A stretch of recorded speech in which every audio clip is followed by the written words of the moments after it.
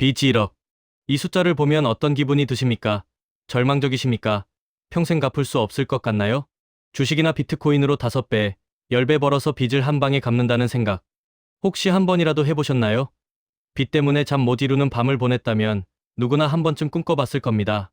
하지만 그 방식이 왜 처참하게 실패할 수밖에 없는지 오늘 그 구조적인 이유를 이야기하려 합니다.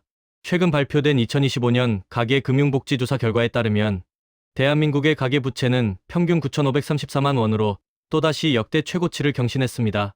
그런데 더 충격적인 숫자는 따로 있습니다. 바로 소득입니다. 전체 가구의 소득 증가율은 고작 3.4%를 기록했습니다. 내 월급 통장에 찍힌 숫자는 쥐꼬리만큼 늘었는데 왜 내 지갑은 더 얇아지고 생활은 더 팍팍해졌는지 이제 숫자로 명확히 증명된 셈입니다. 자, 여기서 질문 하나 던져보겠습니다. 지금 당장 1천만 원의 빚을 갚아야 한다면 얼마나 걸릴 것 같으세요? 많은 분들이 내가 아껴 쓰지 않아서 사치를 즐기다가라며 자책부터 하실 겁니다. 하지만 정말 그게 문제의 전부일까요? 오늘 제가 진짜 하고 싶은 이야기는 바로 이 지점입니다. 평범한 사람이 1천만 원의 빚조차 갚기 버거워진 이유는 단순히 개인의 과소비나 재테크 실패 때문만은 아니라는 겁니다. 이건 우리가 통제하기 어려운 훨씬 더 거대한 문제와 맞닿아 있습니다. 첫째, 멈춰버린 저성장 시대. 둘째, 역대 최악으로 벌어진 자산 격차입니다. 통계청이 발표한 순자산 진위계수는 0.625로 통계 작성 이래 역대 최고치, 즉 가장 극심한 불평등을 기록했습니다. 계층 이동의 사다리가 끊어졌다는 말이 엄살이 아니라는 겁니다. 그리고 셋째, 벼랑 끝에 몰린 고용시장입니다. 이번 조사에서 빚이 가장 빨리, 가장 많이 늘어난 사람들은 사장님도 정규직도 아닌 바로 임시일용직 근로자였습니다. 무려 7.2%나 폭증했죠. 가장 약한 고리에 있는 사람들부터 빚더미로 내몰리고 있는 겁니다. 다시 말해, 지금 당신이 겪는 어려움은 온전히 당신의 잘못이 아닐 수도 있다는 겁니다. 이 세 가지 거대한 구조적 문제가 우리를 옥죄고 있는 상황이니까요. 이 사실을 냉정하게 인정하는 것에서부터 우리는 진짜 해결책을 찾을 수 있습니다. 하지만 잠깐만요. 제가 오늘 여러분께 보여드릴 이야기를 들어보십시오. 2018년 8월 40대 직장인 김철수 씨는 빚이 1억 2천만 원이었습니다. 어떻게 이렇게 됐을까요? 시작은 사소했어요. 2015년 결혼하면서 신혼집 전세금이 모자라 대출 5천만 원을 받았습니다. 그 다음에 아이가 태어나면서 육아용품, 분유값, 어린이집비로 신용카드를 돌려막기 시작했어요. 2017년엔 아버지 사업 보증을 서주면서 3천만 원이 추가됐죠. 2018년 상반기, 코로나 이전이라 경기가 괜찮을 때도 김철수 씨는 이미 한계에 다다라 있었어요. 신용카드 대출 3천만 원, 연 24%, 마이너스 통장 2천만 원, 연 15%, 주택담보대출 7천만 원, 연 4.5%, 매달 이자만 400만 원을 내고 있었죠. 김 씨의 월급은 350만 원이었습니다. 이자도 못 내는 상황이었어요. 부인과 매일 밤 싸웠습니다. 당신이 보증을 왜 섰어요? 나도 몰랐어. 아버지가 갑자기. 아이는 울고 집안은 아수라장이었죠. 김철수 씨는 매일 밤 계산기를 두들겨 봤어요. 어떻게 해도 답이 안 나왔습니다. 그때 김철수 씨가 생각한 것도 바로 여러분과 같은 거였어요. 주식으로 한 방에 해결하자. 2018년 말부터 2019년 상반기까지 남은 생활비로 주식 투자를 시작했어요. 삼성전자, SK하이닉스, NAVER, 유명한 대기업 주식들이었죠. 하지만 결과는 6개월 만에 500만 원을 날렸어요. 빚은 그대로인데 투자 손실만 늘어난 거죠. 그제서야 깨달았습니다. 이런 식으론 안 되겠다. 2019년 7월 김철수 씨는 인터넷에서 우연히 한 블로그를 발견했어요. 빚 갚기의 과학이라는 제목이었습니다. 거기서 읽은 한 문장이 그의 인생을 바꿨어요. 빚 갚기는 투자가 아니라 전쟁이다. 적을 알고 나를 알면 백전백승이다. 김철수 씨는 그날부터 완전히 다른 사람이 됐어요. 주식 투자는 완전히 접었습니다. 대신 빚과의 전쟁을 선포했죠. 먼저 한 일이 뭔지 아세요? 엑셀 파일을 만들어서 자신의 모든 빚을 정리했어요. 대출 기간, 남은 원금, 금리, 월 상환액, 만기일까지. 하나도 빠짐없이 적었습니다. 그 다음엔 놀라운 사실을 발견했어요. 그동안 자신이 얼마나 비효율적으로 빚을 갚고 있었는지 말이에요. 큰 금액인 주택담보대출부터 갚으려고 했었거든요. 하지만 계산해보니 완전히 틀렸더라고요. 신용카드 대출 3천만 원, 월 이자 60만 원, 주택담보대출 7천만 원, 월 이자 26만 원. 어떤 걸 먼저 없애야 할지 명확해졌죠. 김철수 씨는 그날부터 모든 돈을 신용카드 대출에만 집중 투입했어요.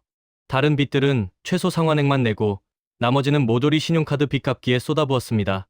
월급 350만 원에서 최소 생활비 180만 원을 빼면 170만 원이 남았어요. 마이너스 통장 이자 25만 원, 주택담보대출 원리금 120만 원을 내면 25만 원밖에 안 남죠. 하지만 김철수 씨는 여기서 포기하지 않았어요. 부업을 시작했습니다. 퇴근 후 편의점 알바, 주말엔 대리운전. 한 달에 추가로 80만 원을 벌었어요. 그럼 신용카드 빚 갚기에 쓸 수 있는 돈이 105만 원이 됐죠. 하지만 이것만으론 부족했어요. 김철수 씨는 지출 절약에도 칼을 댔습니다. 첫째, 휴대폰 요금제를 월 7만 원에서 2만 9천 원짜리로 바꿨어요.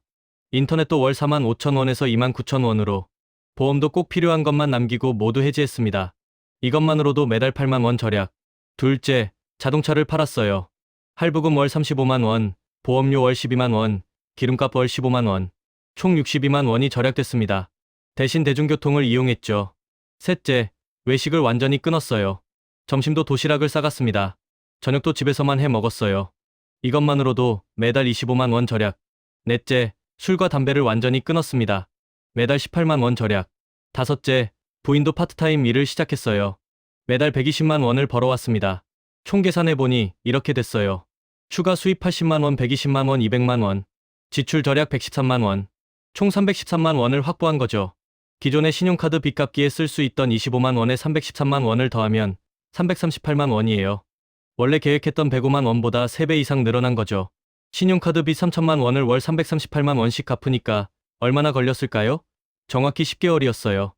2020년 5월, 김철수 씨는 첫 번째 승리를 거뒀습니다. 그 순간부터 마법이 시작됐어요. 매달 60만 원의 이자 부담이 사라진 거죠. 이 60만 원을 어디에 썼을까요? 마이너스 통장 공격에 투입했습니다.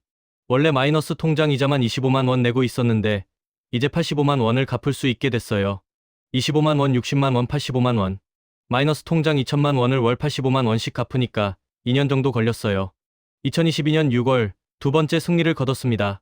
이제 매달 25만 원의 이자가 또 절약됐죠. 이걸 주택담보대출 갚기에 투입했어요. 원래 월 120만 원 내던 걸 205만 원으로 늘린 거죠. 주택담보대출 7천만 원을 월 205만 원씩 갚으니까 3년 정도 걸렸어요. 2023년 12월 김철수 씨는 모든 빚을 청산했습니다. 총 기간 10개월, 2년 6개월, 3년, 5년, 4개월. 만약 김철수 씨가 원래 방식대로 골고루 갚았다면 어떻게 됐을까요? 최소 15년은 걸렸을 거예요. 10년을 단축한 거죠. 그런데 또 다른 놀라운 사례가 있어요. 50대 자영업자 박영희 씨입니다. 2020년 3월 코로나가 터지면서 박영희 씨가 20년간 운영하던 카페가 문을 닫았어요. 임대료 6개월치 밀린 것만 1,200만 원. 인테리어 대출 3천만 원. 재료비 예상 800만 원. 생활비 대출 2,500만 원. 신용카드 빚 3천만 원. 총 빚이 9,500만 원이었어요. 나이 53세 갑자기 1억 가까운 빚더미에 앉게 된 거죠. 박영희 씨도 처음엔 막막했어요. 이 나이에 취업도 어렵고 빚은 이렇게 많고 절망적이었죠. 하지만 포기하지 않았어요. 인터넷을 뒤져가며 빚 갚는 방법을 연구했습니다. 그러다가 김철수 씨와 비슷한 원리를 발견한 거예요. 가장 독한 빚부터 죽여라. 박영희 씨의 빚 중에서 가장 금리가 높은 건 신용카드 빚이었어요. 연 22%. 다음이 생활비 대출 연 18%. 그 다음이 인테리어 대출 연 12%. 임대료와 재료비 외상은 당분간 이자가 없었죠. 박영희 씨는 김철수 씨보다 상황이 더 절망적이었어요. 수입이 없었거든요. 하지만 여기서 놀라운 일이 벌어졌어요. 나이 53세에 새로운 인생을 시작한 거예요. 오전에는 대형마트에서 계산원 일을 했습니다. 시간당 1만 원, 하루 8시간, 월 22일 근무. 월 176만 원이었어요. 오후에는 배달 일을 했어요. 요즘 배달 앱들이 잘 돼 있잖아요. 50대도 충분히 할 수 있었습니다. 하루 4시간, 월 20일. 시간당 2만 원 정도 나왔어요. 월 160만 원. 저녁에는 온라인으로 중고거래를 했어요. 카페 문 닫으면서 장비들이 많이 남았거든요. 에스프레소 머신, 그라인더, 냉장고, 테이블, 의자들. 이걸 하나씩 팔면서 경험이 쌓였어요. 나중에는 다른 사람들 중고물품도 대신 팔아주는 사업을 시작했어요. 수수료 20%씩 받고요.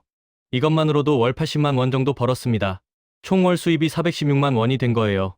176만 원, 160만 원, 80만 원, 416만 원. 생활비로 150만 원만 쓰고 나머지 266만 원을 모두 빚 갚기에 투입했어요. 박영희 씨도 김철수 씨와 똑같은 방식을 썼어요. 가장 금리 높은 신용카드 빚부터 집중 공격. 3천만 원을 월 266만 원씩 갚으니까 1년 정도 걸렸어요. 그 다음엔 생활비 대출 2,500만 원. 매달 44만 원 이자가 절약됐으니까 이제 310만 원을 투입할 수 있었죠. 9개월 만에 정리. 그 다음엔 인테리어 대출. 매달 37만 원 이자 절약. 이제 347만 원 투입 가능. 10개월 만에 정리. 마지막으로 임대료와 외상. 이건 이자가 없으니까 천천히 갚아도 됐어요. 6개월 만에 모두 정리. 박영희 씨는 총 3년 만에 9,500만 원을 모두 갚았어요. 2023년 8월에 완전히 자유로워진 거죠. 이 두 사람의 공통점이 뭘까요? 특별한 재능이 있었나요? 로또에 당첨됐나요? 아닙니다. 단지 하나의 원리를 알고 실행했을 뿐입니다. 오늘 그 원리를 공개하겠습니다. 하지만 그 전에 도대체 무엇이 우리를 이토록 거대한 빚덫으로 밀어넣는 건지부터 파헤쳐 보겠습니다. 그 원인을 찾기 위해 우리는 세 개의 층을 깊숙이 파고 들어가야 합니다. 첫 번째는 개인, 두 번째는 우리가 속한 사회 문화, 그리고 마지막이자 가장 근본적인 세 번째는 바로 이 시스템의 구조, 그 자체입니다. 먼저 개인의 차원부터 보죠. 혹시 리볼빙이나 현금 서비스 써보신 적 있으신가요? 카드사 앱에 들어가면 너무나도 쉽게 마치 공짜 돈처럼 쓸 수 있게 유혹하죠. 하지만 이게 얼마나 무서운지 아세요? 리볼빙의 평균 수수료율은 법정 최고, 금리에 육박하는 연 15%에서 20%에 달합니다. 100만 원을 리볼빙으로 돌리면 1년 뒤엔 이자만 20만 원이 붙는다는 계산이죠. 이건 마치 밑빠진 독에 물을 붓는 것과 같습니다. 갚아도 원금은 그대로인 악순환. 왜 이런 선택을 할까요? 단순히 돈이 급해서가 아닙니다. 근본적으로는 금융교육의 부재 때문입니다. 우리는 학교에서 미적분은 배우지만 복리가 어떻게 내 삶을 파괴하는지는 배우지 못했으니까요.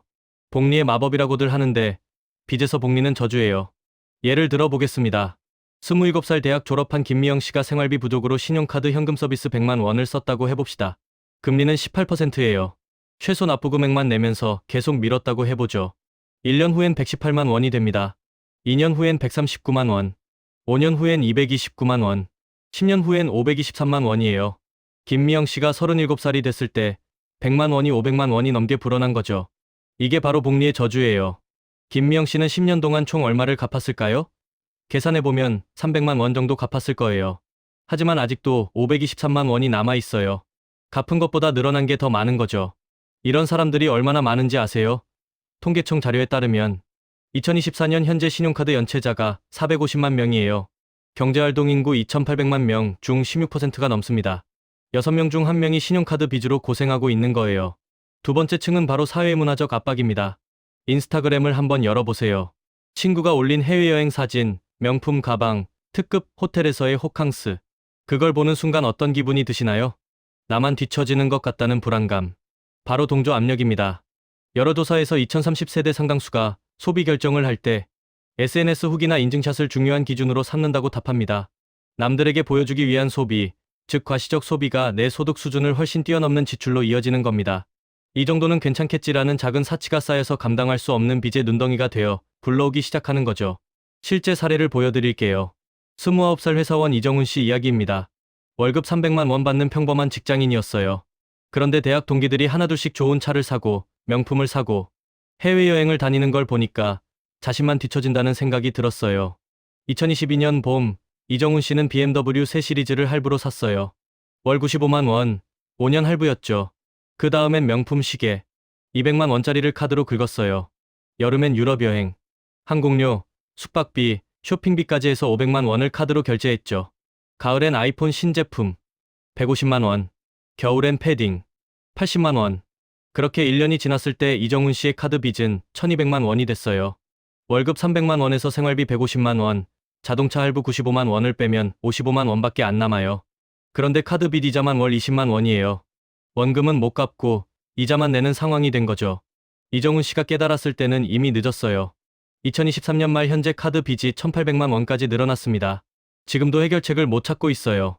이게 바로 동조 압력이 만든 빚의 덫이에요. 남들과 비교하면서 무리한 소비를 하다가 빚더미에 앉게 되는 거죠. 하지만 진짜 문제는 지금부터입니다. 가장 깊은 곳에 있는 세 번째, 바로 구조적인 원인입니다. 이건 개인의 의지나 노력만으로는 도저히 해결할 수 없는 문제입니다. 핵심은 가용소득의 증발에 있습니다. 가용소득이란 세금이나 대출 원리금처럼 꼭 내야 하는 돈을 다 제외하고 내가 진짜 쓸 수 있는 돈이 얼마나 되느냐는 뜻입니다. 자, 이번 통계청 데이터를 한번 볼까요? 2024년 우리 가계의 소득은 평균 고작 3.4% 증가하는데 그쳤습니다. 그런데 세금이나 이자 비용 같은 비소비 지출, 즉 내 의지와 상관없이 빠져나가는 돈은 무려 5.7%나 증가했습니다. 버는 속도보다 나가는 속도가 거의 2배 가까이 빠른 겁니다. 특히 세금은 9.7%, 이자 비용은 14.4%나 늘어나면서 우리의 통장을 텅장으로 만들고 있습니다. 구체적 숫자로 보겠습니다. 2023년 평균 가구 소득이 월 520만 원이었어요. 여기서 세금, 연금, 건강보험료 등이 95만 원, 각종 대출 이자가 67만 원. 이것만 해도 162만 원이에요. 남은 358만 원으로 가족이 한 달 동안 살아야 해요. 집세나 대출 원금, 식비, 교육비, 교통비, 통신비, 보험료까지 다 포함해서 말이에요. 빠듯하죠? 그런데 이자 비용이 14.4% 증가했다는 건 월 67만 원이 76만 원이 됐다는 뜻이에요. 9만 원이 더 늘어난 거죠. 하지만 소득은 고작 3.4% 증가. 월 520만 원이 538만 원이 됐어요. 8만 원 늘어났는데 지출은 9만 원 늘어났으니까 실제로는 9만 원만 좋아진 거예요. 하지만 여기서 끝이 아니에요. 물가도 올랐거든요. 2024년 물가 상승률이 3.1%였어요. 기존 생활비 358만 원에 3.1%를 적용하면 11만 원이 더 필요해져요. 결국 어떻게 될까요? 늘어난 소득 9만 원에서 늘어난 생활비 11만 원을 빼면 마이너스 2만 원이에요. 소득은 늘었는데 실제로는 2만 원 더 가난해진 거죠. 이게 바로 우리가 아무리 열심히 일해도 돈이 모이지 않고 오히려 빚이 늘어나는 구조적인 이유입니다. 여기에다가 불안정한 고용까지 겹치면 더 심각해져요. 정규직은 그나마 괜찮은데 비정규직이나 자영업자는 소득 자체가 불안정하거든요. 좋을 때는 월 400만 원 벌다가 안 좋을 때는 월 200만 원밖에 못 버는 거예요. 그런데 고정지출은 그대로잖아요. 집세, 대출이자, 보험료, 휴대폰 요금, 자동차 할부금. 이런 건 소득이 줄어도 줄어들지 않아요. 결국 부족한 만큼 빚을 내서 메워야 하는 거죠. 통계를 보면 임시일용직 근로자의 부채 증가율이 7.2%나 됐어요. 정규직 2.8%에 2.5배 수준이죠. 가장 약한 고리에 있는 사람들부터 빚더미로 내몰리고 있는 겁니다. 결국 우리는 개인의 무지, 사회의 압박, 그리고 시스템의 구조라는 세 겹의 그물에 꽁꽁 묶여 있는 겁니다. 이 그물은 너무나도 정교해서 우리가 발버둥 칠수록 더욱더 강하게 우리를 조입니다. 그렇다면 이 절망적인 덫에서 빠져나갈 방법은 없는 걸까요? 아닙니다. 이제 김철수 씨와 박영희 씨가 어떻게 이 덫을 빠져나왔는지 그들이 사용한 절대 공식을 공개하겠습니다. 원리는 생각보다 단순합니다. 바로 이겁니다. 빚 갚기의 절대 공식 지도, 순서, 집중, 가속, 통합, 자유. 이게 전부예요. 복잡하지 않습니다. 하지만 대부분의 사람들이 이 원리를 몰라서 평생 빚의 늪에서 헤매는 거예요. 하나씩 설명해드리겠습니다. 첫 번째 원리 지도입니다. 부채 지도 그리기부터 시작해야 해요. 이건 단순히 빚 목록을 적는 것과는 차원이 다릅니다. 여러분의 모든 빚을 하나의 지도 위에 펼쳐놓는 작업이죠. 마치 전쟁을 앞둔 장군처럼 적의 위치와 규모, 화력을 정확히 파악하는 겁니다. 엑셀 시트를 하나 켜세요. 그리고 이런 항목들을 만드세요. 대출 기관명, 대출 종류 신용카드, 마이너스 통장, 신용대출, 담보대출 등, 남은 원금, 연금리, 월 상환액 원금이자, 월 이자액, 만기일, 담보 여부. 예를 들어 이렇게 적는 거예요. A카드사 신용카드 2,500만 원, 연 22%, 월 상환액 60만 원, 월 이자 46만 원. B은행 마이너스 통장 1,000만 원, 연 15%, 월 이자만 12만 5천 원. C은행 신용대출 3천만 원, 연 8%, 월 상환액 35만 원, 월 이자 20만 원. D은행 주택담보대출 8천만 원, 연 4%, 월 상환액 45만 원, 월 이자 27만 원. 이렇게 하나하나 적어보세요. 생각보다 고통스러울 거예요. 외면하고 싶었던 현실을 정면으로 마주해야 하니까요. 김철수 씨도 처음에 이 작업을 할 때 충격을 받았다고 해요. 내가 이렇게 많은 빚이 있었나? 싶었대요. 하지만 이걸 해야 하는 이유가 뭔지 아세요? 막연한 공포를 통제 가능한 숫자로 바꾸기 위해서입니다. 어둡고 무서운 방에 불을 켜는 것과 같아요. 불을 켜고 나면 내가 상상했던 괴물은 없고 그저 어지럽게 널린 옷가지들이 보일 뿐이죠. 바로 그 순간 우리는 빚의 주인이 될 첫걸음을 떼는 겁니다. 박영희 씨는 이렇게 말했어요. 처음에는 무서웠어요. 하지만 숫자로 정리하고 나니까 오히려 마음이 편해지더라고요. 아, 이 정도구나. 할 수 있겠네. 이런 생각이 들었어요. 지도를 다 그렸으면 이제 중요한 계산을 해보세요. 총 빚이 얼마인지, 월 이자가 얼마인지, 월 상환액이 얼마인지 합계를 내보는 거예요. 예를 들어 총 빚 1억 4,500만 원, 월 총 이자 105만 5천 원, 월 총 상환액 152만 5천 원. 이 숫자들을 보면 뭔가 느껴지지 않으세요? 와, 한 달에 이자만 100만 원이 넘게 나가는구나. 이걸 줄이면 숨통이 트이겠네. 두 번째 원리는 순서입니다. 이제 지도가 완성됐으니 공격 순서를 정해야 해요. 여기서 가장 치명적인 실수 중 하나가 금액이 가장 큰 대출부터 갚으려고 덤비는 겁니다. 심리적으로는 이해해요. 가장 큰 산을 먼저 넘고 싶으니까요. 하지만 재무적으로는 최악의 선택이 될 수 있습니다. 제 조언은 이것입니다. 금액이 아니라 금리를 보라. 여러분의 부채 지도에서 가장 높은 금리의 빚이 바로 최우선 공격 대상입니다. 왜 그럴까요? 간단한 수학이에요. 연 22%짜리 카드론 1천만 원과 연 4%짜리 주택담보대출 5천만 원이 있다고 해봅시다. 어떤 걸 먼저 갚아야 할까요? 1천만 원을 갚으면 매년 220만 원, 즉 매달 18만 3천 원의 이자가 절약됩니다. 반면 주택담보대출 1천만 원을 갚으면 매년 40만 원, 즉 매달 3만 3천 원의 이자만 절약되죠. 똑같이 1천만 원을 갚았는데 절약되는 이자가 5배 이상 차이 나는 거예요. 어떤 게 더 효율적인지 명확하죠? 이게 바로 금리 역순 공격법이에요. 금리가 높은 것부터 차례차례 제거해 나가는 겁니다. 앞서 예시를 다시 보겠습니다. 1순위 A카드사 신용카드 연 22%, 2순위 B은행 마이너스 통장 연 15%, 3순위 C은행 신용대출 연 8%, 4순위 D은행 주택담보대출 연 4%. 이 순서는 절대 바뀌면 안 돼요. 금액이 작다고, 기간이 짧다고 해서 순서를 바꾸면 손해보는 겁니다. 특히 금리가 높으면서 금액이 작은 대출이 있다면 그게 바로 첫 번째 타겟입니다. 이걸 해결하면 빚을 하나 줄였다는 강력한 심리적 성취감을 얻을 수 있고 그 동력으로 다음 빚을 해결해 나갈 수 있습니다. 세 번째 원리는 집중입니다. 순서를 정했으면 이제 집중해야 해요. 김철수 씨가 했던 실수를 보세요. 처음에는 3개 빚을 조금씩 나눠서 갚으려고 했어요. 신용카드 대출에 50만 원, 마이너스 통장에 50만 원, 주택담보대출에 100만 원. 이렇게 골고루 갚으면 공평해 보이죠? 틀렸습니다. 이건 비효율의 극치예요. 집중의 힘을 보여드리겠습니다. 김철수 씨가 월 200만 원을 빚 상환에 쓸 수 있다고 가정해보죠. 분산 방식으로 하면 이렇게 됩니다. 신용카드 대출 원금 상환 50만 원, 이자 60만 원 마이너스 10만 원 원금이 안 줄어요. 마이너스 통장 원금 상환 50만 원, 이자 25만 원 25만 원. 주택담보대출 원금 상환 100만 원, 이자 26만 원 74만 원. 신용카드 빚은 오히려 늘어나고 다른 빚들도 느릿느릿 줄어들어요. 이런 식으로 하면 신용카드 빚을 없애는데 몇 년이 걸릴지 몰라요. 하지만 집중 방식으로 하면 어떨까요? 신용카드 대출에만 200만 원 집중 투입을 하고 다른 빚들은 최소 상환액만 하는 것입니다. 마이너스 통장 이자만, 주택담보대출 최소 상환액만 내는 거죠. 신용카드 빚 3천만 원을 월 200만 원씩 갚으면 얼마나 걸릴까요? 이자를 고려해서 계산해보면 약 1년 8개월이면 완전히 없앨 수 있어요. 그 순간부터 매달 60만 원의 이자 부담이 사라지죠. 이 60만 원을 어디에 쓸까요? 당연히 두 번째 타겟인 마이너스 통장 공격에 투입합니다. 차이가 보이시나요? 분산 방식은 3년이 지나도 신용카드 빚이 남아있을 거예요. 하지만 집중 방식은 1년 8개월 만에 첫 번째 승리를 거두고 가속도가 붙기 시작하는 거죠. 계란을 한 바구니에 담지 마라는 투자 격언이 있잖아요. 하지만 빚 갚기에서는 정반대예요. 모든 돈을 한 바구니에 담아라. 이게 정답입니다. 네 번째 원리는 가속입니다. 여기서 차이가 벌어져요. 대부분의 사람들은 첫 번째 빚을 갚고 나서 뭘 할까요? 안주해요. 드디어 하나 갚았네. 이제 좀 숨 쉬자. 그동안 못 산 것도 좀 사고. 이러면서 속도를 늦춥니다. 완전히 틀린 생각이에요.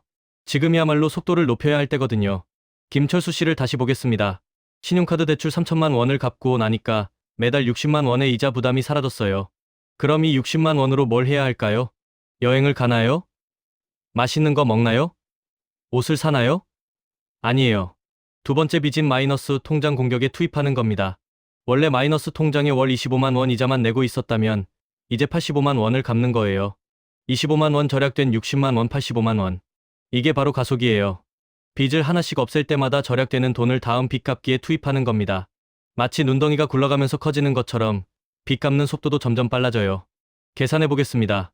마이너스 통장 2천만 원, 금리 15%, 월 85만 원씩 갚으면 얼마나 걸릴까요?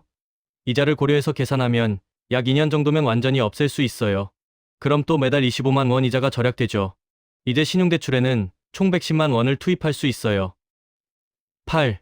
신용대출 3천만 원을 월 110만 원씩 갚으면 약 2년 6개월 만에 끝납니다. 또 매달 20만 원 이자 절약. 이제 주택담보대출에는 130만 원 투입 가능. 이런 식으로 연쇄 반응을 일으키면서 점점 빨라져요. 마지막에는 엄청난 속도로 빚이 사라지게 됩니다. 총 기간을 계산해 보세요. 1년 8개월 더하기 2년 더하기 2년 6개월 더하기 4년은 약 10년입니다. 만약 김철수 씨가 원래 방식대로 골고루 갚았다면 최소 20년은 걸렸을 거예요. 10년을 단축한 거죠. 박영희 씨는 더 극적이었어요.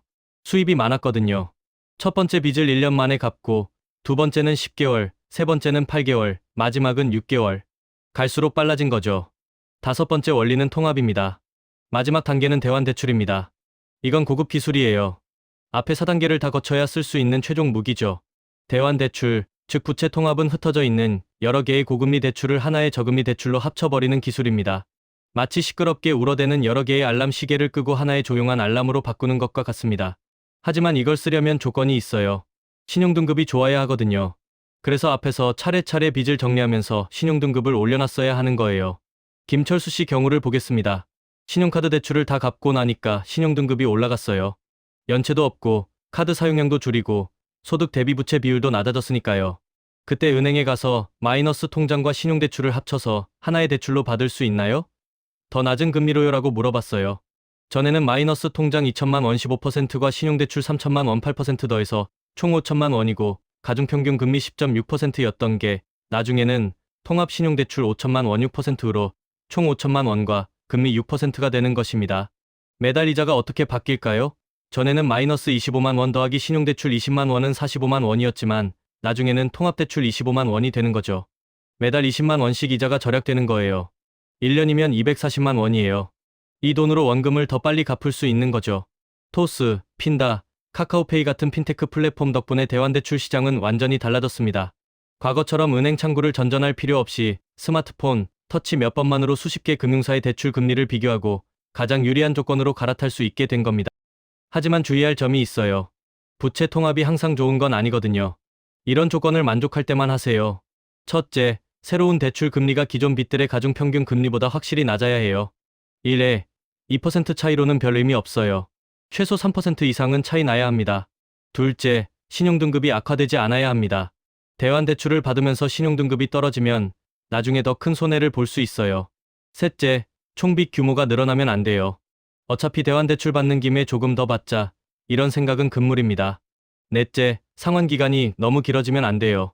금리가 낮다고 해서 상환기간을 늘리면 총이자는 오히려 늘어날 수 있어요. 이 네 조건을 모두 만족할 때만 부채 통합을 하십시오.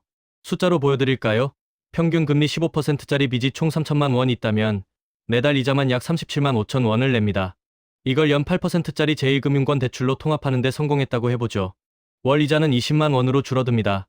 한 달에 17만 5천 원, 1년이면 210만 원이라는 숨통 트이는 돈이 생기는 겁니다. 이 돈으로 원금을 더 빨리 갚아 나갈 수 있는 선순환 구조가 만들어지는 거죠. 이제 추가 전략들을 알려드리겠습니다. 김철수 씨와 박영희 씨가 실제로 사용한 방법들이에요. 박영희 씨의 수입 확장 전략부터 보겠습니다. 박 씨는 원리를 깨달은 후 이렇게 생각했어요. 빚 갚는 속도를 높이려면 갚을 돈이 더 많아야 한다. 당연한 얘기죠. 그래서 수입 다각화에 나섰어요. 첫 번째는 본업이었어요. 대형마트 계산원. 시간당 1만 원, 하루 8시간, 월 22일 근무. 월 176만 원이었어요. 처음엔 서 있는 게 힘들었대요. 50대에 하루 종일 서서 일하는 게 쉽지 않잖아요. 하지만 적응하니까 괜찮았다고 해요. 두 번째는 배달이었어요. 요즘 배달 앱들이 잘 돼 있잖아요. 배달의 민족, 쿠팡이츠, 요기요. 50대도 충분히 할 수 있었습니다. 마트 일 끝나고 오후 4시부터 8시까지 4시간씩 했어요. 월 20일. 시간당 평균 2만 원 정도 나왔어요. 월 160만 원. 처음엔 길을 못 찾아서 고생했대요. 내비게이션도 익숙하지 않고. 하지만 한 달 정도 하니까 요령이 생겼어요. 어느 지역이 주문이 많이 들어오는지, 몇 시에 일하는 게 효율적인지 알게 됐죠. 세 번째는 온라인 중고거래였어요. 카페 문 닫으면서 장비들이 많이 남았거든요. 에스프레소 머신 800만 원짜리를 450만 원에 팔았어요. 그라인더 200만 원짜리를 120만 원에. 업무용 냉장고, 테이블, 의자들도 하나씩 팔았죠. 처음엔 당근마켓에 올렸는데 반응이 좋더라고요.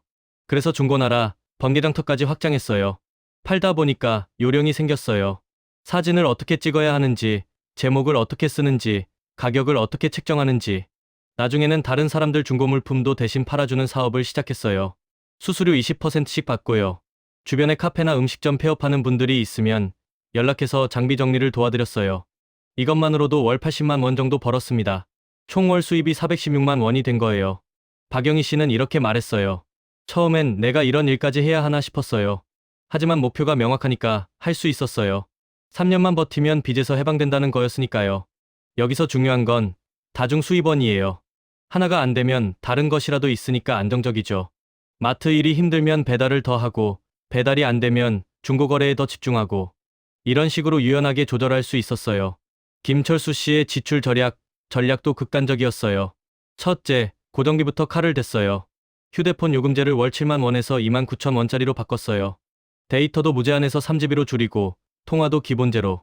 인터넷도 월 4만 5천 원에서 2만 9천 원으로. 보험도 꼭 필요한 것만 남기고 모두 해지했습니다. 생명보험, 질병보험, 자동차 보험만 남기고 연금보험, 저축보험, 실비보험 등은 모두 해지했어요. 이것만으로도 매달 12만 원 절약. 둘째, 자동차를 팔았어요. 이게 가장 큰 결단이었대요. 할부금 월 35만 원, 보험료 월 12만 원, 기름값 월 15만 원, 주차비 월 8만 원. 총 70만 원이 절약됐습니다. 처음엔 불편했어요. 출퇴근도 지하철로 해야 하고 장보기도 힘들고. 하지만 한 달 정도 지나니까 적응됐어요. 오히려 운동도 되고 교통비도 월 15만 원 정도밖에 안 나가더라고요. 셋째, 외식을 완전히 끊었어요. 점심도 도시락을 싸갔습니다. 저녁도 집에서만 해 먹었어요. 주말에 가족과 외식하는 것도 월 1회로 줄였죠. 이전에는 점심값으로 하루 1만 원, 한 달 22만 원을 썼어요. 저녁 외식은 주 2회, 3회, 한 달 40만 원. 주말 가족 외식 월 15만 원. 총 77만 원을 썼는데 이걸 20만 원으로 줄인 거예요. 57만 원 절약. 넷째, 취미 생활비를 줄였어요. 헬스장을 끊고 집에서 운동했어요. 헬스장 회비 월 7만 원 절약. 영화관 가는 것도 끊고 넷플릭스만 봤어요. 월 5만 원 절약. 술과 담배도 완전히 끊었습니다. 월 20만 원 절약. 다섯째, 부인도 파트타임 일을 시작했어요. 아이가 어린이집에 간 동안 카페에서 일했어요. 하루 5시간, 주 5일. 월 120만 원을 벌어왔습니다. 총 계산해보니 이렇게 됐어요. 지출 절약이 총 통신비 절약 8만 원, 보험료 절약 12만 원, 자동차 관련 절약 70만 원, 식비 절약 57만 원, 취미비 절약 32만 원으로 총 179만 원 절약이 됩니다. 또 추가 수입인 김철수 씨 부업 80만 원에 부인의 파트타임 120만 원을 더하면 총 200만 원 추가 수입이 발생해서 379만 원을 추가로 확보한 거죠. 김철수 씨는 이렇게 말했어요. 처음 6개월이 가장 힘들었어요. 모든 게 불편하고 스트레스였죠. 하지만 빚이 줄어드는 걸 보니까 희망이 생겼어요. 이렇게 하면 정말 갚을 수 있겠구나 싶었어요. 그런데 여기서 흥미로운 질문이 나옵니다. 빚 갚는 것과 투자, 무엇을 먼저 해야 할까요? 과거의 재테크 서적들은 한 목소리로 말했습니다. 빚부터 다 갚고 투자하라고요. 하지만 이건 절반만 맞는 이야기입니다. 이 공식을 더 정교하게 다듬어야 합니다. 핵심은 기회비용의 저울질입니다. 자, 당신에게 연 2.5%짜리 정부 지원 청년 대출이 있다고 해봅시다. 그런데 S&P 500 같은 글로벌 우량주 지수를 추종하는 인덱스 펀드의 연평균 기대 수익률은 역사적으로 7%가 넘습니다. 이 경우 빚을 갚는 대신 투자를 한다면 7%의 수익을 얻어 2.5%의 이자를 내고도 4.5%의 초과 수익을 기대할 수 있죠. 물론 투자는 원금 손실 위험이 있지만 장기적인 관점에서 보면 이런 저금리 대출은 갚는 것보다 안고 가는 게 더 유리할 수 있습니다. 하지만 만약 당신의 빚이 연 18%짜리 카드론이라면 어떨까요? 세상에 연 18%의 수익을 안정적으로 보장하는 투자는 없습니다. 이 경우에는 빚을 갚는 행위 자체가 리스크 없이 연 18%의 수익률을 올리는 최고의 투자가 되는 겁니다. 실제 사례를 보여드릴게요. 28세 직장인 이수민 씨는 학자금 대출 2천만 원연 2.2%과 신용카드 빚 500만 원연 20%에 있었어요. 매달 50만 원을 빚 갚기에 쓸 수 있었죠. 이수민 씨는 처음에 고민했어요. 학자금 대출부터 갚을까? 투자부터 시작할까? 계산해보니 답이 나왔어요.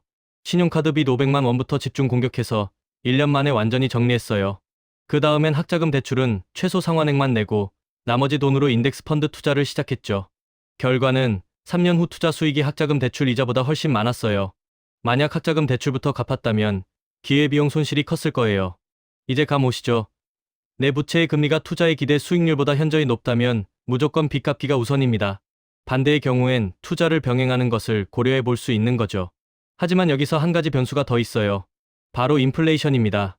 자본주의 시스템에서 화폐 가치는 시간이 갈수록 떨어지게 설계되어 있습니다.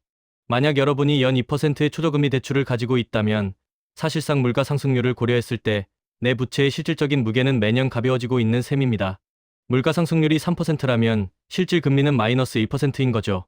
이걸 굳이 내 소중한 현금을 탈탈 털어 갚는 건 어찌 보면 인플레이션이 주는 공짜 할인 혜택을 제 발로 걷어차는 것과 같습니다. 하지만 여기서 딱 하나의 예외는 인정합니다. 바로 심리적 비용입니다. 만약 빚이 있다는 사실만으로 스트레스를 받아 본업에 집중이 안 되고 일상이 흔들린다면 그때는 수학이고 뭐고 그냥 갚는 게 정답입니다. 마음 편하게 두 다리 뻗고 자는 것보다 높은 수익률은 없으니까요. 이제 실전에 들어가겠습니다. 여러분이 지금 당장 해야 할 일들을 단계별로 알려드릴게요. 1단계 부채지도 완전 정리. 종이 한 장 꺼내세요. 아니면 엑셀 파일을 여세요. 여러분이 가진 모든 빚을 적으십시오. 신용카드, 마이너스 통장, 대출, 할부, 외상, 친구한테 빌린 돈까지 모든 것. 놓치기 쉬운 것들도 있어요. 휴대폰 할부, 자동차 할부, 백화점 카드, 아이 학원비 미납, 관리비 밀린 것까지. 정말 하나도 빠뜨리지 마세요. 각각에 대해 이 정보를 적으세요. 어디서 빌린 건지 빚의 이름, 총 남은 금액, 원금과 이자를 더한 월 상환액, 월 이자액, 연 몇 %인지 금리, 남은 기간.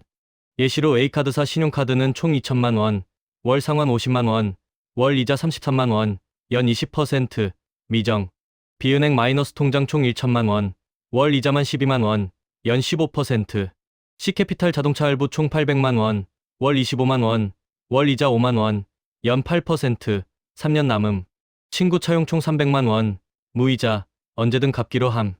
이렇게 정리하고 나서 금리 순으로 다시 배열하세요. A카드사 신용카드 20%, B은행 마이너스 통장 15%, C캐피탈 자동차 할부 8%, 친구 차용 0%. 이게 여러분의 공격 순서입니다. 절대 바꾸지 마세요. 2단계는 현재 재정 상태 파악하는 것입니다. 이것도 정확히 계산해 보세요. 본업 월급, 부업 수입, 기타 수입을 다 더해서 총 월 수입, 그리고 정환한 월 지출 현황을 계산해 보세요. 집세 또는 주거비, 식비, 교통비, 통신비, 보험료, 교육비, 기타 생활비를 다 더한 총 월 지출. 마지막으로 부채 상환도 계산하면 가용자금인 총 월 수입에서 총 월 지출과 기존 최소 빚 상환액을 뺀 금액이 나오게 됩니다. 이 가용자금이 빚 갚기에 추가로 투입할 수 있는 돈이에요. 지금 당장은 적을 수도 있어요. 하지만 앞으로 늘려나가야 합니다. 3단계는 신용점수 관리 시스템 구축하는 것입니다. 많은 분들이 신용등급을 연체만 안 하면 되는 소극적인 방어 개념으로 생각합니다. 하지만 이건 틀렸습니다. 신용등급은 앞으로 우리가 사용할 가장 강력한 무기, 즉 대환대출을 위한 공격적인 준비 과정입니다. 신용카드 한도, 소진율을 30% 미만으로 유지하세요. 1천만 원 한도라면 300만 원 이하로 유지하는 것만으로도 신용점수가 눈에 띄게 상승합니다. 매달 신용점수를 체크하세요. 올크레딧, 크레딧나우, 마이크레딧 등의 앱을 깔아서 정기적으로 확인하는 거예요. 오래된 신용카드를 해지하지 마세요. 당신의 신용거래 이력이 길다는 건 그만큼 오랫동안 금융 시스템 안에서 신뢰를 쌓아왔다는 증거가 되니까요. 4단계는 첫 번째 타겟 집중 공격 시스템을 만드는 것입니다. 가장 금리 높은 빚에만 집중하세요. 다른 빚들은 최소 상환액만 내고 나머지 모든 돈을 첫 번째 타겟에 투입하십시오. 앞서 예시에서 A카드사 신용카드가 1순위였죠.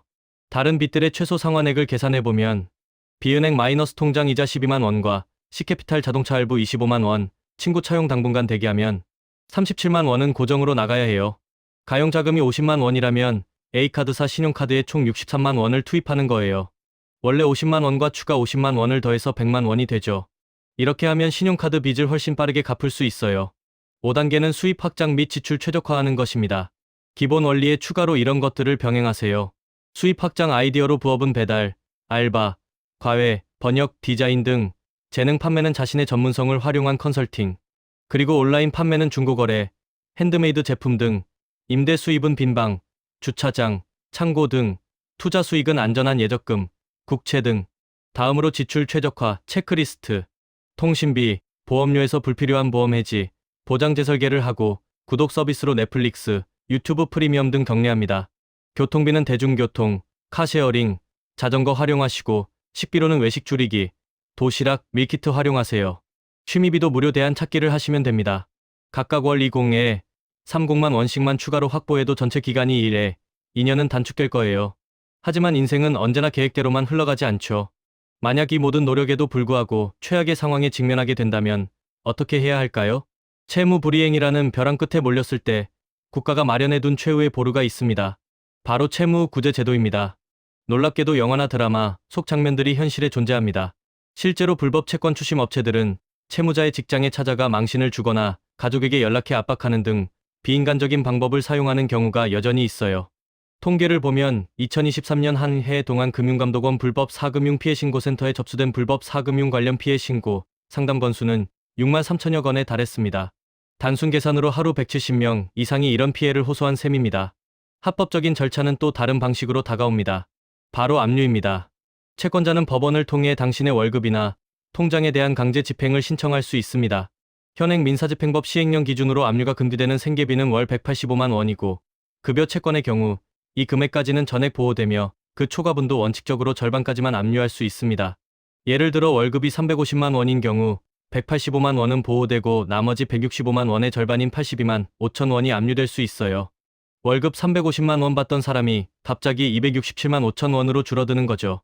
이건 단순히 돈의 문제가 아닙니다. 사회적 관계가 끊어지고 깊은 무력감과 고립감에 빠지게 되는 그야말로 사회적 죽음으로 가는 길이 될 수 있습니다. 하지만 바로 이 절망의 끝에서 국가가 마련해둔 최후의 보루가 모습을 드러냅니다. 바로 채무 구제 제도입니다. 첫 번째 구제 제도는 신용회복위원회의 프리워크아웃입니다. 이건 연체가 31일 이상 90일 미만일 때 신청할 수 있는 비교적 초기 단계의 처방입니다. 신용회복위원회가 중간에서 채권금융사와 협상을 통해 연체 이자는 전액 감면해주고 이자율은 기존보다 낮춰주며 상환기간도 최장 10년까지 늘려줍니다. 강력한 법적 조치는 아니지만 잠시 숨을 고르고 다시 갚아 나갈 기회를 주는 제도인 셈이죠. 두 번째는 법원의 개인회생 제도입니다. 이건 훨씬 더 강력한 조치입니다. 꾸준한 소득은 있지만 재산보다 빚이 훨씬 많을 때 법원의 결정에 따라 3년, 길게는 5년간 소득에서 최저 생계비를 제외한 금액을 꾸준히 갚으면 나머지 빚을 모두 탕감해주는 제도입니다.